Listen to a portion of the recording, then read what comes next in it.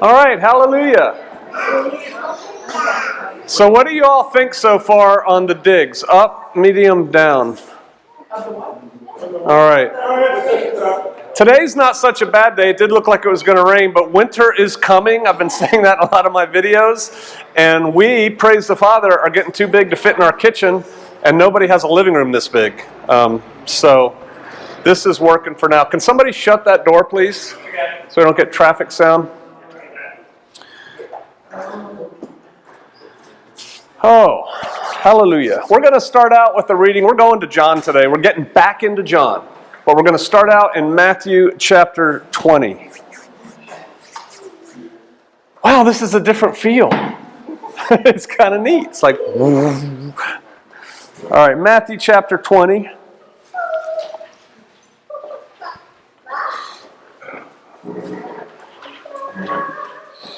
What's happened before this is the mother of Zebedee's children came up and said, hey, how cool are my sons going to be? And Yeshua's like, oh yeah, they're coming with me. No problem. They're going to be raising me. They were having a struggle with the apostles, with the disciples on pecking order is really what's going on. And people were trying to assure their place. And Zebedee's mom was trying to, the mother of Zebedee's children, her son, she was trying to assure their place. She wanted one on his right and one on his left and blah, blah. And so that's where it comes, that's how kind of the background with us. And Yeshua says, oh yeah, they're going to be with me. But what she didn't realize was they were like amongst the first of the apostles to die. And by today's standards, they died badly. And so the other apostles are kind of ticked off about it. It's like, I'm going to make Brother Shannon my right-hand man. And then everyone else, all the other brothers get mad or something. It's like, come on, guys, it's not about that. But that's kind of the attitude that's going on. And so they're indignant. And we're going to pick up in verse 25 of Matthew 20. And then Yeshua called them unto him, his disciples, the apostles actually. And he said, you know that the princes of the Gentiles exercise dominion over them. Now really, it's the leaders of the Gentiles, the leaders of the Goyim, of the non-Israelites. And they that are great exercise authority upon them. And so the Gentiles are under a hierarchical system. There's people in charge of them. And of those leaders, there's people in charge of them. Well, it's interesting that he says the Gentiles believe this way because did not Israel have that going on too? It was more family, clan, tribal based, but they still had leaders like that. But it shall not be so among you. But whosoever shall be great among you, whosoever shall lead you, that's really what he means. Whoever's going to be in a hierarchical position above you, let him be your minister.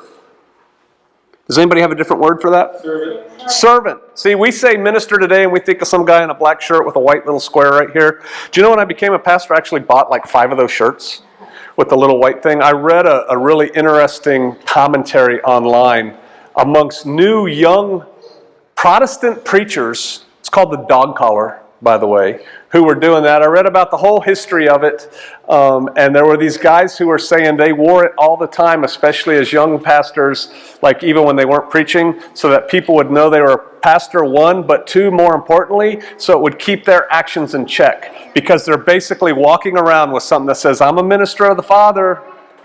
So they're not going to act the fool. So it was kind of like keeping them in check. I decided I never wore one, ever. I bought them and I never wore them. But whosoever should be chief among you, let him be your servant, let him be your minister. Matter of fact, first he says, who shall be great among you, let him be your minister, and whosoever shall be chief among you, let him be your servant. Even as the Son of Man came not to be ministered unto, but to minister and to give his life a ransom for many. If you want to lead, serve. That's what Yeshua says. Today's sermon, we're going to title Servant Leadership. Let's go to John. I think we're going to 13. John chapter 13. This isn't my Bible, so it's going to... I don't know where my Bible is. It's going to take me a little bit harder. Sister Kate's version is not quite as worn as mine. All right. You know how they say you are who you were? Meaning you're bringing your life experiences to the table. Everything you've done or experienced in the past is a part of you. Some good, some bad, right? But you bring it to the table. And so in a lot of ways, your frame of reference is based upon what you've been through in life. You see things through the lens of your experience, I guess is a way. Yeshua had his disciples, that's all his followers, all his students. But amongst those disciples, there were 12 men, the apostles, who, that was like his posse, his guys, his inner circle. And he's pouring himself out, not just to the world, but to these 12, because when he dies and rises again and is gone from this earthly scene, these 12 men are left to be basically the church leaders, if you will. And they all get different positions and they go spread the word and, in Paul's case, establish churches here and there. And who's the guy that went to India?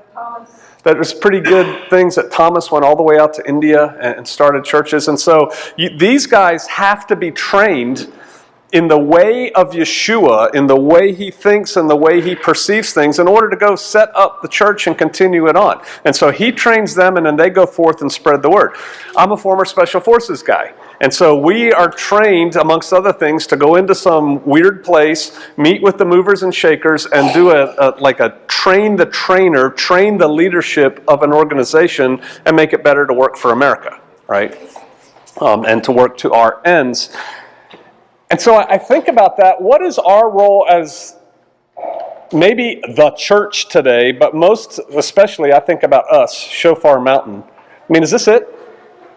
We're just going to come here and we get together and we do things and we talk about Yeshua and, Pastor Joe gives sometimes a good sermon, sometimes a boring sermon on Shabbat, and we go on our way.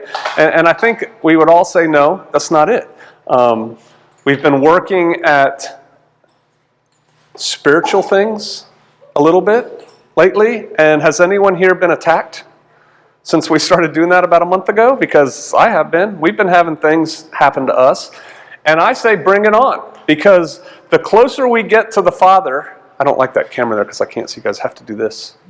The closer we get to the Father, the more we get on Satan's radar screen as being effective in the kingdom, the more attention he's going to give to us.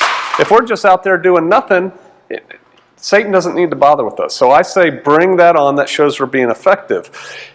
And I wonder about us as Shofarians. Sister Kate is fond of saying that the Hebrew Israelites of today, called by whatever means we call ourselves, Messianic, Hebrew, Israelite, Netzarim, whatever, we're at the cusp of a modern movement. A modern movement, if you read history, that's a lot like the Great Awakening in the 1800s, where there was a spread of evangelistic fervor across the United States. This understanding that, yes, Yeshua is our master, he's our Messiah, the only begotten Son of God, and that the only way to the Father is through him, but also understanding that to follow him, we have to keep the rules, to keep Torah. This understanding that we come to, it's a new thing. And it is getting larger and larger and larger. It's building on itself, so much so that a year or so ago, every time I turned on Christian radio in the car, there was some pastor preaching against the Hebrew Roots movement or the Torah-observant Christian movement or whatever, because it's making its impact known. And so I wonder, bringing this whole thing back to Yeshua trained his apostles, what are we as this church at this stage in the process? Are we supposed to be being trained, being perfected, if you will, more so, right? Not made perfect, but growing in the faith, growing in spiritualness, becoming closer to the Father. To what end is that? And I think that end might be that we are all, each individually, going to have an effect on other people, and thus bring more people to the faith and more people to the way. And so, it's not just me that's up here bringing these God-sent words of wisdom to you all so that you're edified. It's for all of us to be able to take the lessons that the Father is teaching us and explain them and share them with other people in our own ways. Because you know what? Roger and I are very different people. And I'm just picking you because I just looked at you. But we are very different people. We're the same in a lot of ways. We're both older. We both have gray beards. We both believe in Yeshua and are trying to keep Torah. But we're very different people, and we have very different backgrounds. And I submit to you that some people that I talk to who would be totally turned off by my demeanor, my approach, my explanations, would listen to Roger. And the same thing goes with everybody here. We all have our own, we're all little special snowflakes with our unique, I'm not going there, but we all do bring something different to the table, and that something different that we bring, that the Father works on us and shapes us and molds us, can send us out. We can reach more people more effectively. That's what I'm thinking about. So, with that, kind of as a preamble, let's look at chapter 13 of John.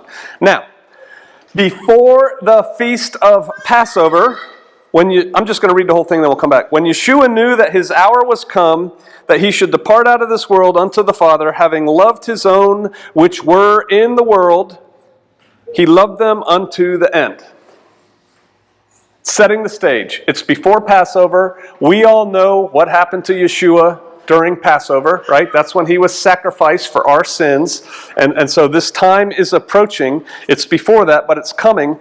And this first verse of John is foreshadowing what's going to come. Look at the words that are used in this verse. It says, now before the feast of Passover, so we know when this is, when Yeshua knew that his hour was come. What hour are we talking about? It's the hour of his crucifixion. It's the hour of his death that's coming. He knows that is coming. In fact, it's coming in about a day, right? And he knows, he can foresee it, and he's fully God and fully man, and so he feels a lot of the same things we would all feel if we all got told you are dying in 24 hours, 36 hours, whatever. You are going to die.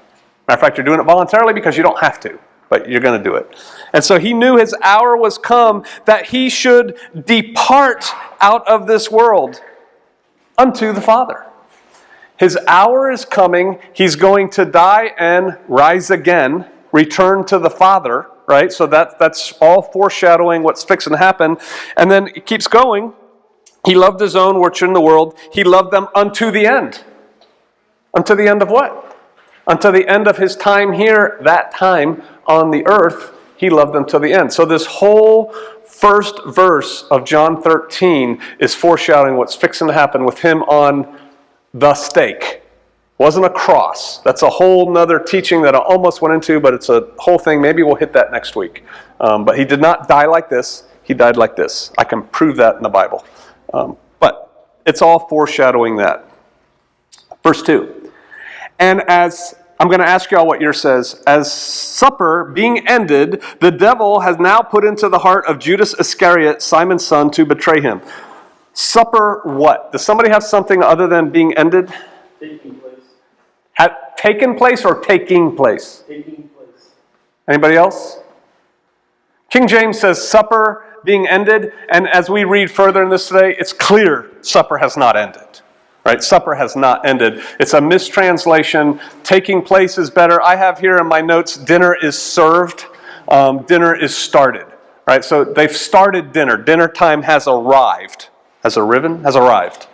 And then Satan now goes, boom, into Judas Iscariot. That's like the moment that it happened. Now, the adversary, Satan, he's got a plan too, right? And so he's looking out there and he's checking out all the guys close to Yeshua, and he's trying to pick the guy that he's going to pick. He's trying to decide on the guy he's going to pick to betray Yeshua. So he's looking at all the apostles' weaknesses, all the apostles' connection with Yeshua. And at this point is when Satan, Hasatan, the adversary, decides he's picking Judas. Now, he's probably been probing all the different people the whole time. And he says, all right, we're picking this guy. And he had set up Judas to do that also.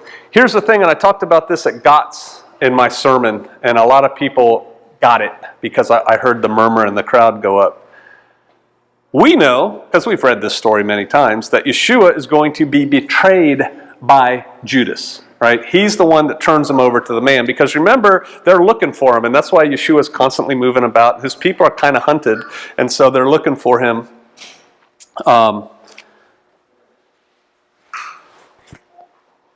Betrayal comes from within.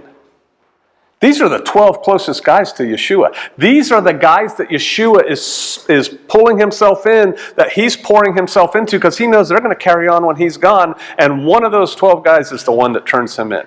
As it turns out in this case, it's Judas Iscariot, and he's also the money guy. How interesting is that?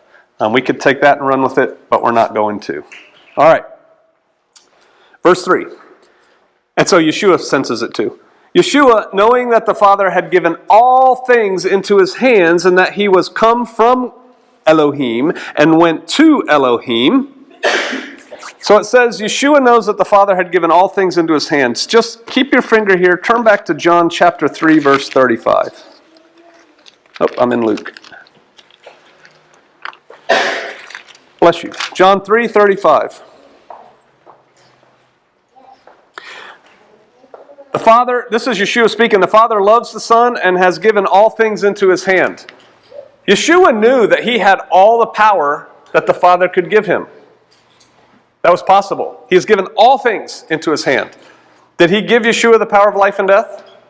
He did. Did he give Yeshua the power to say, I'm not going to do this sacrifice thing that's fixing to come up? He did. Yeshua could have said no.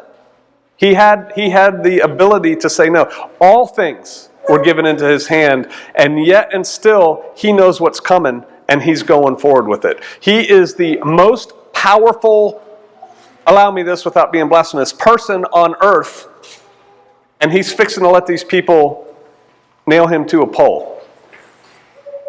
And he's got all the power in the world. We're getting to the heart of servant leadership. He has the power to say no. He has the power to do whatever he wants to do.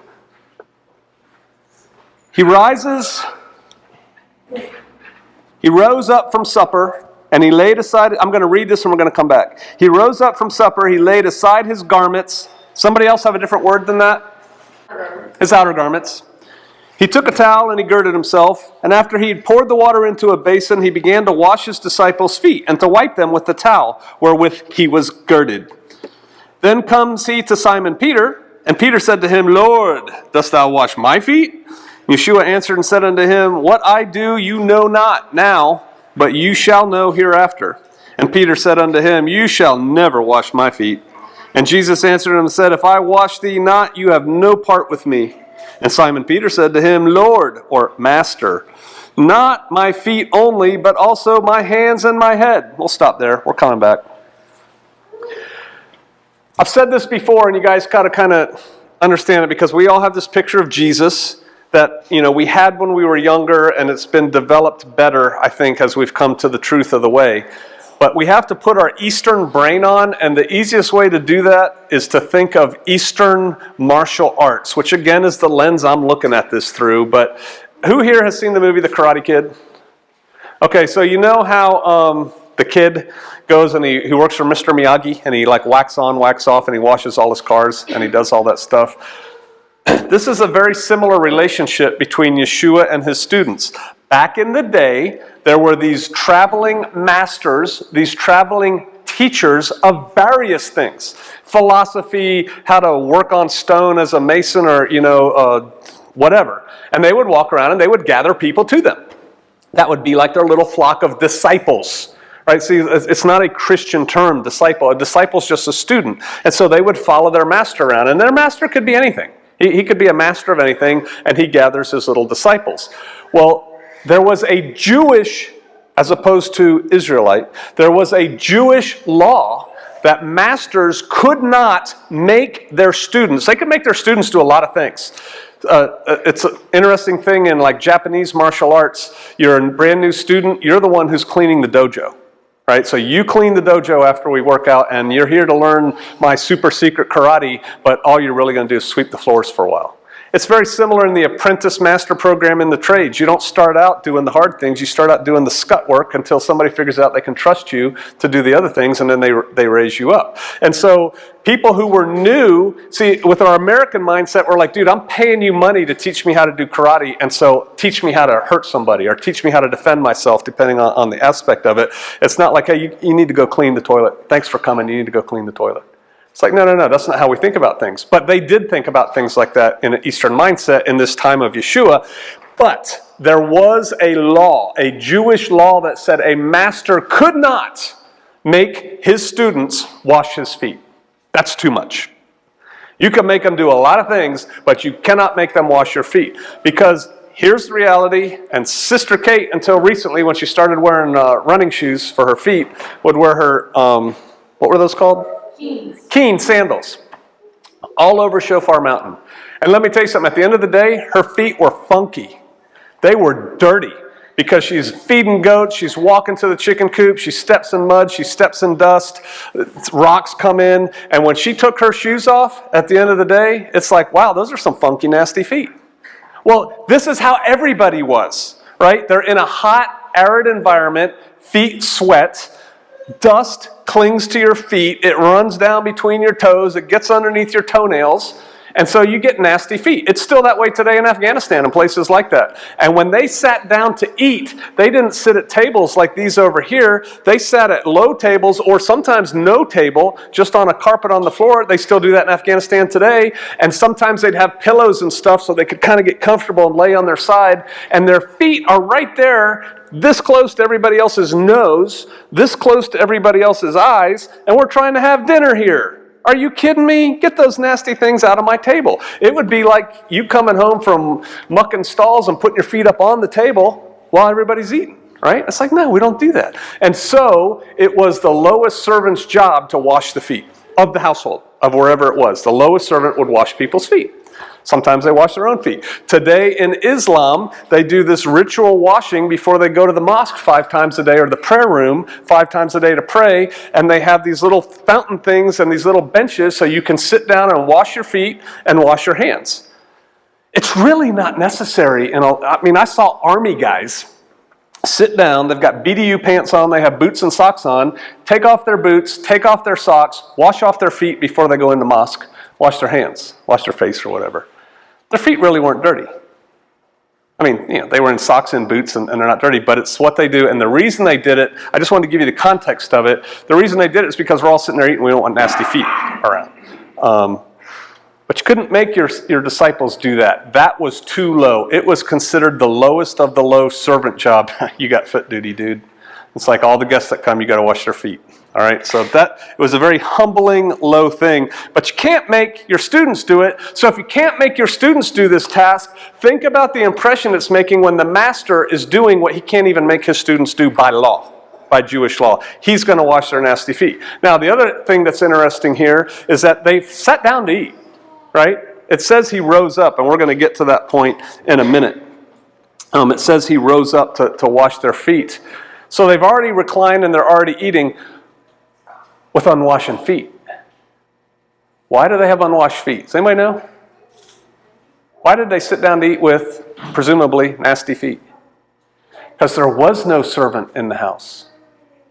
See, there was no servant in the house that they're at, this upper room that they're meeting in. And so there's no one designated to wash the feet. You going to do it? I'm not volunteering for that. They don't even ask each other, right? It's like, I guess we're not washing feet today. Nobody volunteers to do it. So they all sit down, and then so Yeshua's like, okay, check this out. He gets up to do it. See, nobody wanted to do it because they're all arguing about who's higher in the hierarchy, who's sitting closer to Yeshua. And that's what they're all worried about. And if I wash his feet, I'm going to have to wash Roger's feet. I'm going to have to wash your feet and your feet and your feet. I've just made myself the low man on the totem pole. I've assumed the low man position. I ain't going to do that. And so Yeshua says, fine, I'm going to do that.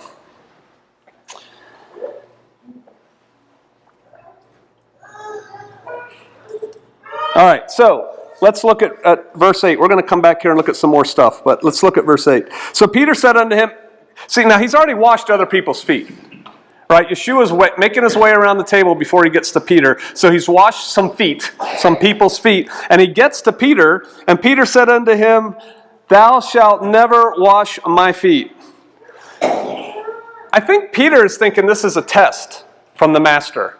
It's like he's the master and he's washing feet, and Roger let him wash his feet, and Shannon let him wash his feet, Chuck let him wash his feet. Travis, you're now Peter.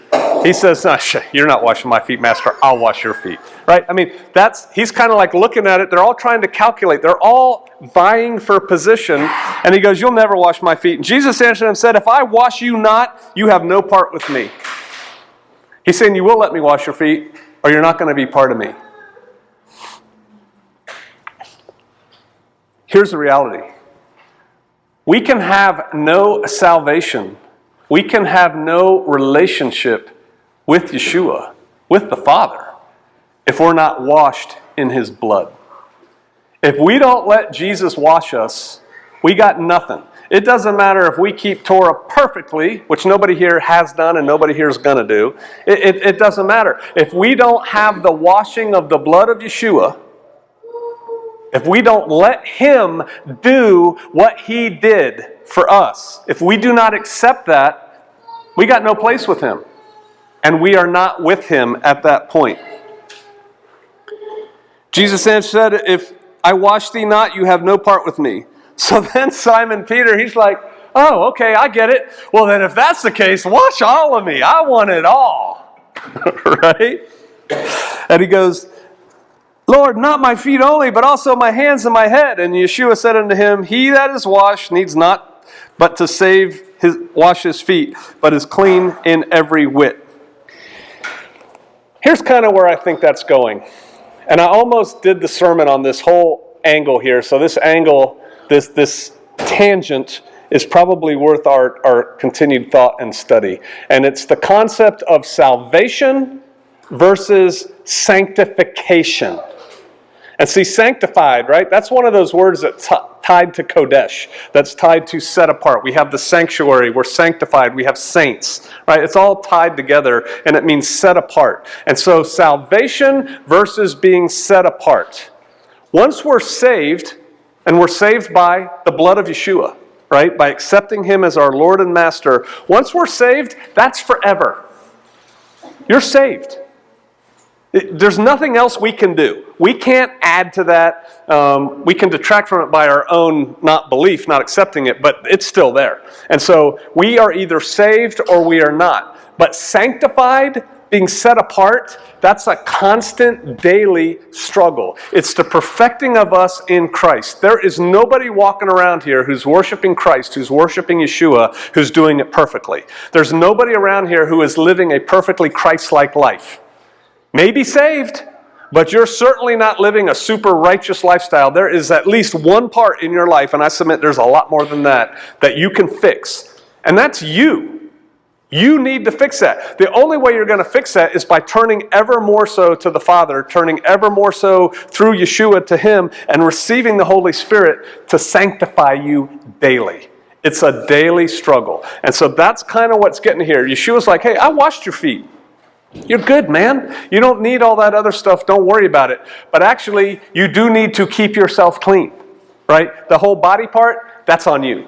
So we know here's the rules. Here's what we got to do. Here's how we have to walk out our walk in Yeshua. And you're going to have to work on that every day. And you're going to have stumbles and you're going to have falls and you're going to have to get back up, dust the dust off, and get to it. You're saved. You can rest in the assurance. Blessed assurance. See, I love the way it echoes in here. Jesus is mine. You can rest in that, but you still have work to do. You can't say, I'm saved, now let's go do these bad things because I'm good, because you're not being sanctified. All right.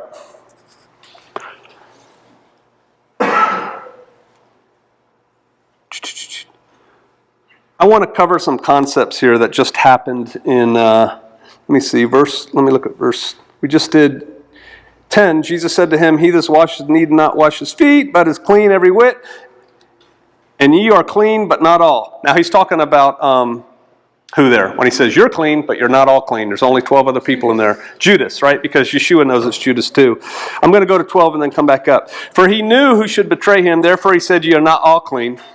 So after he had washed their feet and taken his garments, he was set down again. And he said unto him, do you know what I have done to you? How many times have we looked at this where the apostles, the disciples, have no clue what he's talking about? They come to him after and goes, what did you mean by that, man? And he explains it to him, and you still get the feeling that they're like, okay, yeah, I get it. What did he mean? Right? That they don't get it. And so here he says, do you know what I have done for you? And I don't think they do. And I don't think we do. Let's go back and look at what he just did. It says, where is that? Verse 4. He rose from supper, and he laid aside his garments, and he took a towel, and he girded himself. He is acting out a metaphor, if you will, right here. What's coming up? We started this whole chapter with he knows what's coming up, right? He's fixing to die on the cross, on the stake, and rise again. And so here he is rising up from his place of comfort with his pillows at presumably the head, as they call it there, of the table, the position of honor. And he gets up from that, from this position of comfort. Just like he was sitting at the right hand of the Father before he came down into earth in the flesh of a man, he was in his heavenly comfort with his Father, and he rose up from that. And then it says he laid aside his garment. And I was talking about that. You know, it was that outer coat thing. They still wear them in Afghanistan. It's like a blanket or a poncho, and it keeps you warm. This tells you one thing. The room they're in, it doesn't have central air and heat, right? It was cold up there a little bit. It's chilly, so he had this outer garment on. They also used it for a blanket at night when they slept. He takes off his garment. He lays aside his garment. It's like when he left heaven to come down here and tabernacle amongst men, he's removing that heavenly mantle, that heavenly garment that he's wearing, the glory of wearing, what he wore in heaven next to the Father. He's taking that off as he rises up. There's a whole nother study here, and I heard Rico Cortez kind of touch on it once, about the mantle of authority, the cloak, and it goes to the coat of many colors with Joseph. It goes with Elijah passing it to Elisha and all that. And so there's symbolism here, and he takes that off. And then it says that he took a towel and he girded it about himself. Does anybody else have another word besides girded, tied it on or something? See that word girded? My daughter started a thing on her blog once about English words that we no longer use that we should bring back into fashion. And girded is one of those words. It means basically tie about, yes.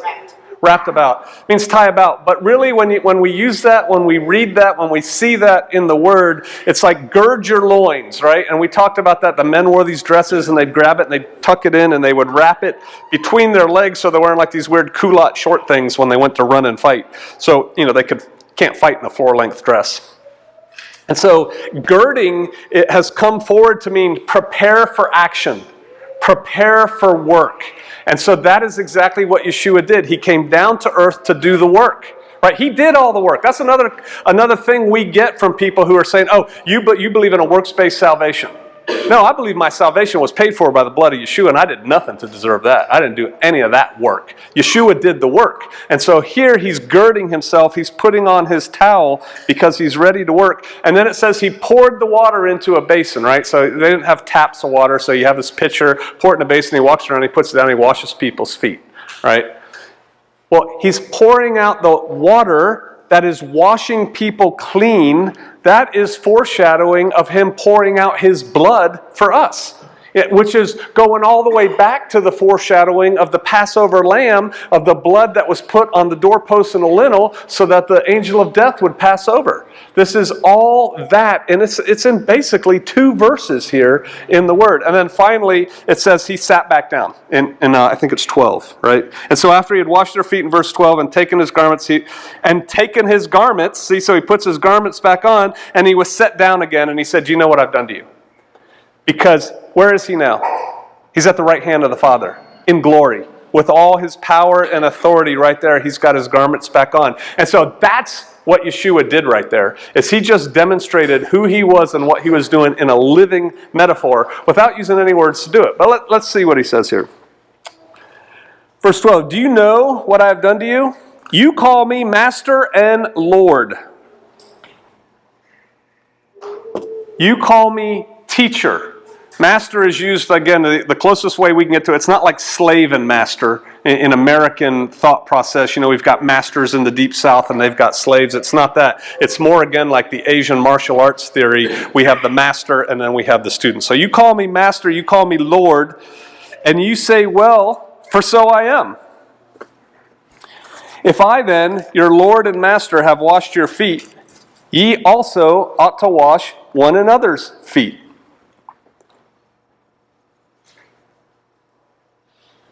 For I have given you an example that you should do as done to you. Verily, verily, I'm going to come back. Verily, verily, I say unto you, the servant is not greater than his Lord, neither he that is sent greater than he that sent him. If you know these things, happy ye be if you do them. What he's saying there is that if you understand what I just did, if you do the things that I said, you are blessed. That's what happy ye be is. You are blessed if you understand what I just did there. You know how Peter said, wash my whole body? And he said, no. Keep your finger here. Go to 1 Peter chapter 5 real quick. This made an impression on Peter that years later came out. 1 Peter chapter 5. There's 2 Peter. 1 Peter chapter 5, verse 5. Actually, the whole thing is pretty good. I guess I'll just start in 1. This is Peter writing, the elders which are among you I exhort, whom I'm also an elder, and a witness of the sufferings of Christ, and also a partaker in the glory that shall be revealed. Feed the flock of God. See, I kind of take this to heart for me. Feed the flock of God, which is among you, taking oversight thereof, not by constraint, but willingly, not for filthy lucre, but of a ready mind. Neither as being lords over God's heritage, but being examples unto the flock. Do you remember when Yeshua said, hey, the Gentiles, they've got people over them, and and they have people over them, but I'm telling you, if you want to lead, you got to serve. Well, then Peter is kind of echoing that. And when the chief shepherd shall appear, that's Yeshua, you shall receive a crown of glory that fades not away. Likewise, you younger, submit yourselves to the elder. Yea, all of you be subject one to another, be clothed with humility. Here we go. This is why we're here. For God resisteth the proud and giveth grace to the humble. Submit yourselves to one another. Be subject to one another. Humble yourselves, therefore, before the mighty hand of God, that he may exalt you in due time. Who does something different in verse 5 than submit yourselves to the elder? Leaders, be subject to the elders. How about clothed with humility? And gird yourself with humility toward one another. The phrase he uses here where he says, be clothed with humility. So he's saying, look, if you're going to be a leader, you need to submit, right? And if you want to be a junior leader, you need to submit to the leader. It's this whole idea of submission, not I'm in charge, look at me. Look at all the power I have to do these things. Kiss my ring, right? It's not that he's saying you need to submit. And when he says be clothed in humility, the actual words that he's using there mean wrap yourself in the apron of humility. If you dig into that and look into that. That's exactly what Yeshua did. He girded himself with that towel, with that apron, in a very humble act. And that is what Peter is talking about. So it made an impression on him. We're back in John. Do you know what I've done to you? You call me a master and Lord, and that's good, because I am. And I, as your Lord and Master, have washed your feet, which is the lowest servant's job. Yeshua is showing that he's the humble servant. And really and this is all we're reading in the Word today, as far as the story goes. And there's basically 3 audiences or 3 sections you can kind of look at. First one is Yeshua, and overarching over everything. He's demonstrating in spades the humble servant.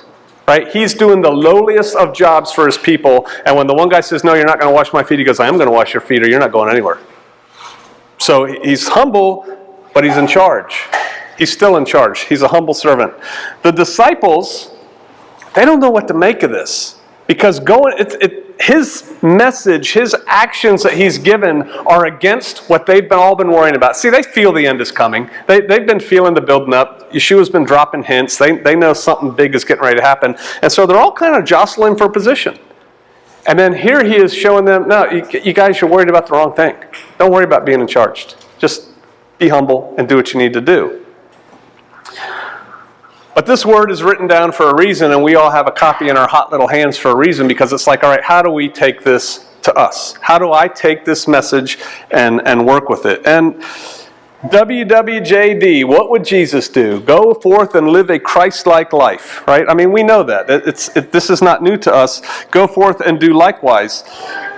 We have to all humbly serve. We had this brigade commander. I was a second lieutenant. He was a full colonel, which is like they travel in different circles. You never even talk to them personally. And he would give a speech every now and then to a big group of family members and stuff. And being a brigade commander in the infantry is a pretty good position. You have risen to a pinnacle of power, and you can definitely say you are successful in what you do. And you're the big guy, and everybody there's 1,000 men that call you sir every day, and they're like, yes sir, what do you want? Whatever you want, we'll do it, sir. Da, da, da, da. So you can get kind of heady. And he talks about a story when he made brigade command. And he got his little flag, and he goes home. They had a little party, and now he's in charge of a United States Army Infantry Brigade. He's got all these men and equipment and stuff. And his wife, he walked in his house, and he goes, well, honey, we made it. It's pretty cool. I'm a brigade commander. She goes, yeah, we got company coming over. Go clean the toilet. And so then he went and cleaned, and he's like, you know what? I learned from that. But he would talk about this. And I wasn't a Christian when I heard these talks. But he said, I realized that no matter how big you are, you got to clean the toilet every once in a while. Because in the scheme of things, you're not that much. I think we should all cultivate this sermon. You know how I tell you I point at you with one finger and I got 3 pointing at me? So let's point 4 at me and my thumbs at you, because I need more of this. I have a healthy ego. I really do. We need to cultivate a lowliness of heart and mind. We need to realize we're really not all that. As much as we got going on, as good as we're doing, none of us are really all that. None of us are anything compared to the glory of Yeshua. Something else here, though, because that focus is kind of like all inward on us. Like, I need to be humble. I need to be the servant. I'll go do that. I'll take care of that.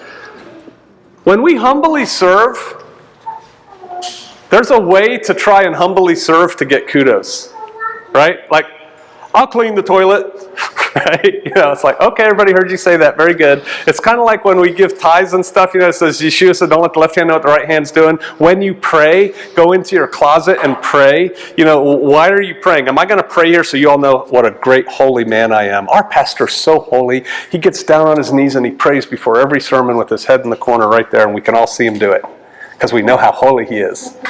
If you're going to do that as a pastor, go back in your office and pray or something, and then come out and say, hey, what's up, right? But so your humbleness has to be a true humbleness. You have to really be humble. You have to cultivate a feeling of humbleness. It's upon us, though. I know it's kind of dichotomous, right? Be humble and don't do so with a prideful heart. But it's also upon us, the rest of us. Let's say Brother Sam is doing something really humble. Doing it right. He's not doing it for any recognition at all. He's doing it to humbly serve. But you know what it's upon us to do? It's upon us to realize that he's doing something humble. Is that weird? He can't do it so that we recognize it, but we need to understand as a body that there are people out there, brothers and sisters, who are being very humble. And every now and then we need to give them an attaboy and say, way to go. We need to lift each other up. Yeshua is lifting his people up by washing their feet. You don't have to clean the feet, I'll do it. He's helping everybody. We all need to have that in our mindset. And then finally, and I don't think we have a problem with this here. I haven't sensed it, but I bet it's out there in YouTube land. We need to not seek rank and I want to be in charge. I want to be the pastor's right-hand man. I want to be this. I want to be that. I want to be the guy. Da-da-da-da-da. Look at me, huh? I'm important now. I'm a brigade commander now. Look at me, woohoo! You know what? When it's time, it happens. And when it's not time, it doesn't. And all we need to do is focus on our lane, focus on our job, focus on the unique abilities that, here we go, the unique special snowflake abilities that we have, and do the work that the Father wants us to do. Because the work that Sister Janelle is going to do is totally different from the work I'm going to do. But we both have work to do for the kingdom. We all are called to live Christ-like lives. And I submit to you that the one way that we can do that, looking at it today in today's sermon, is to exercise more servant-based leadership. We should look at what we can do for others. That's it. Let's pray.